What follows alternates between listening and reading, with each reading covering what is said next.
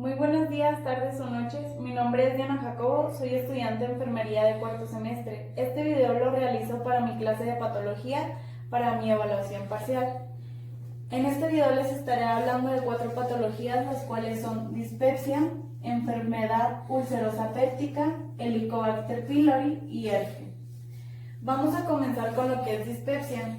Dispepsia es una enfermedad gastrointestinal, la cual comúnmente conocemos como gastritis, que es un grupo de síntomas variados que se localizan en la región abdominal alta. Anatómicamente hablando, se da en la vía digestiva, que se divide en alta o baja.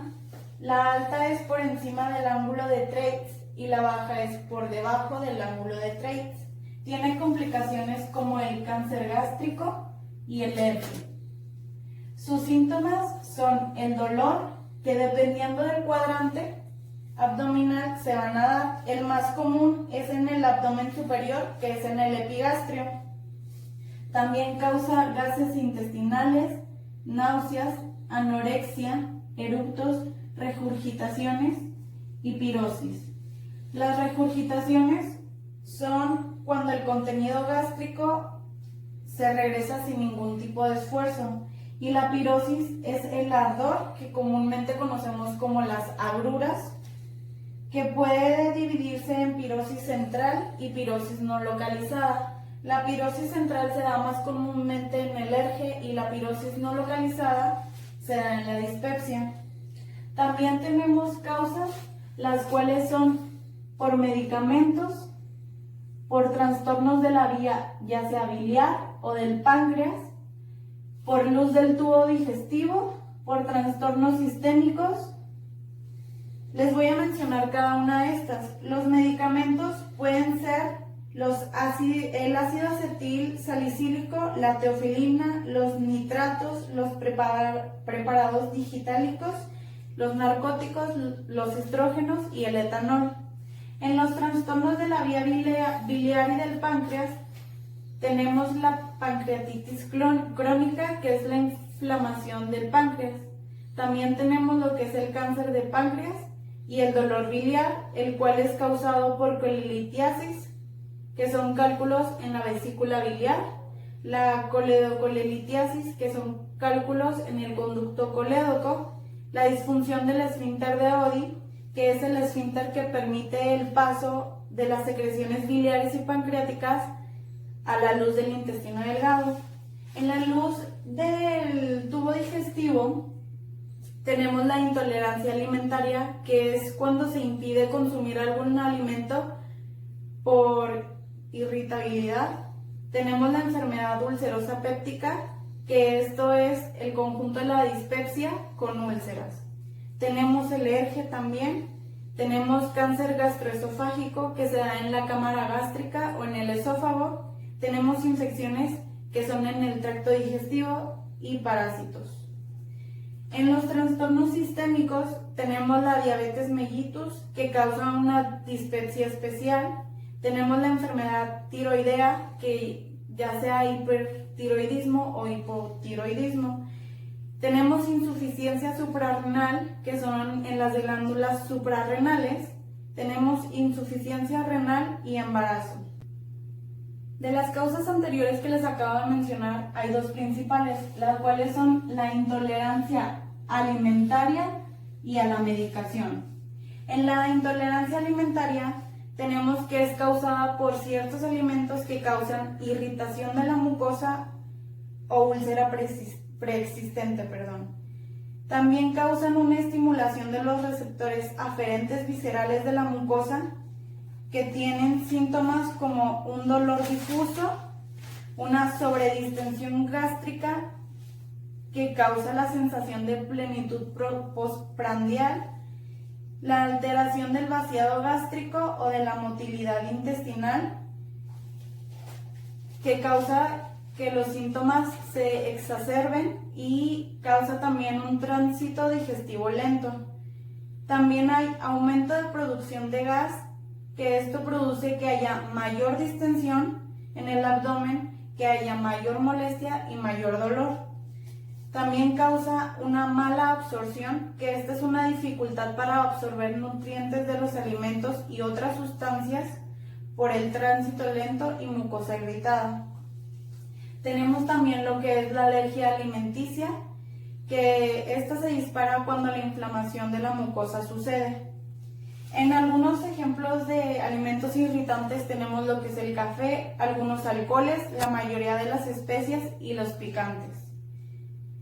En intolerancia a la medicación tenemos el uso común de AINES, que ya sea por uso crónico, esto se da más en pacientes mayores que tienden a usarlos para quitarse el dolor de cualquier patología que tengan.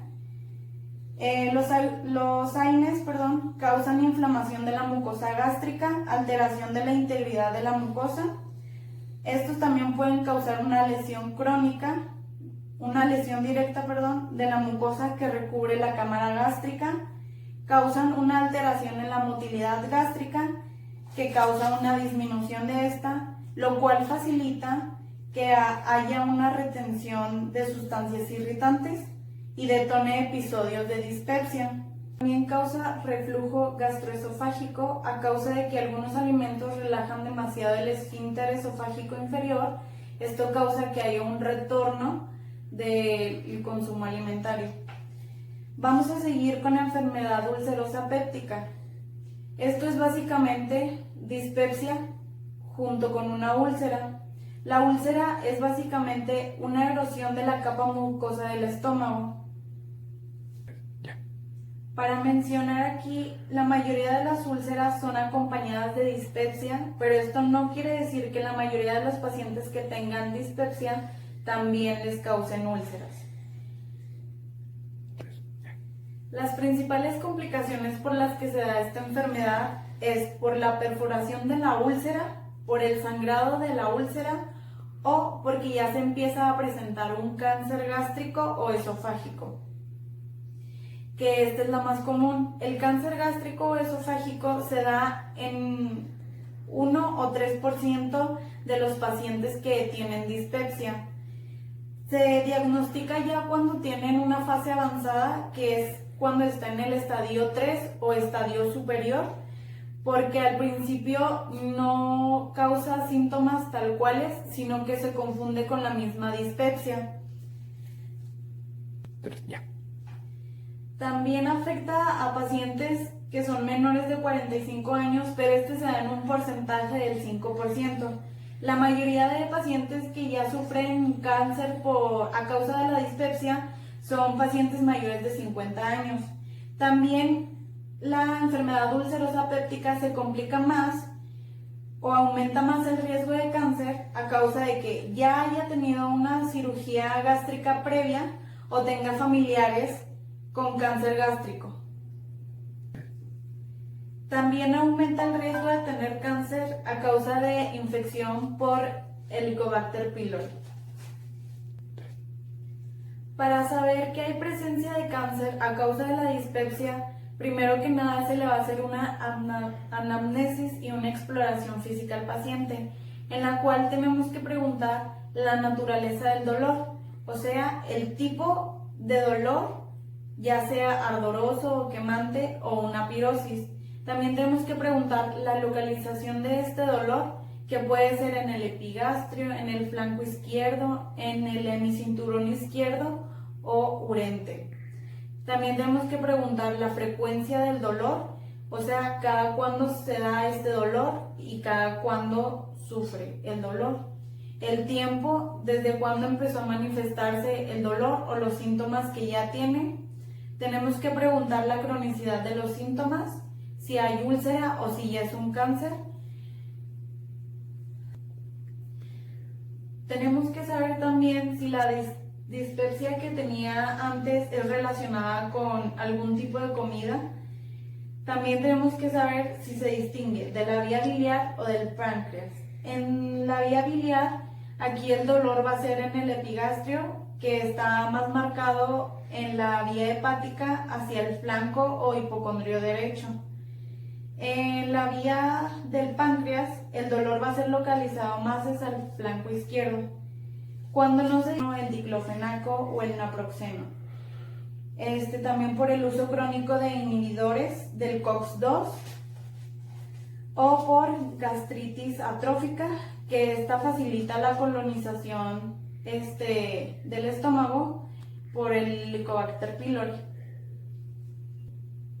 Tenemos que buscar también señales de alarma, las cuales serían una pérdida de peso no intencionada que nos puede dar presencia de cáncer, una disfagia progresiva de sólidos y líquidos, esto es la dificultad de deglutir los alimentos, un vómito persistente o regurgitaciones frecuentes, una hemorragia digestiva o hematemesis, que es vómito con sangre, anemia injustificada y una masa abdominal palpable que puede ser no dolorosa y de consistencia firme.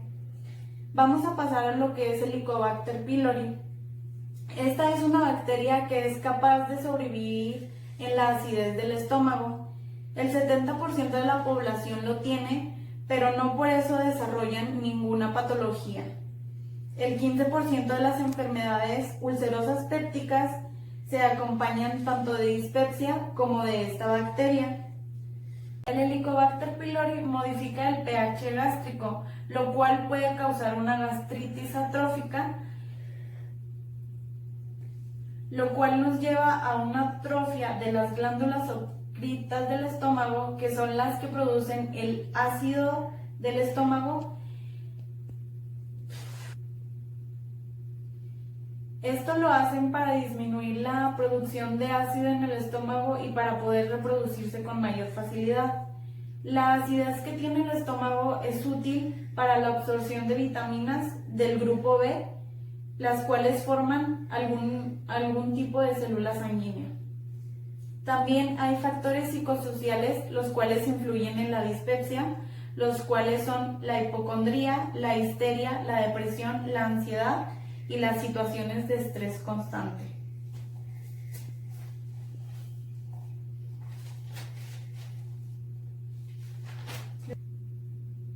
Se puede realizar también una prueba que es no invasiva para la infección por Helicobacter pylori y tratamiento. En esta, si se da positivo para Helicobacter pylori, se dan IBPs, que son inhibidores de la bomba de protones, que es básicamente como el omeprazol, ese sería un ejemplo. Se dan 2 antibióticos, que podrían ser la amoxicilina y la claritromicina, por un periodo de 14 días. Si se da negativo a Helicobacter pylori, se dan fármacos que son antisecretores por un periodo de 2 a 4 semanas.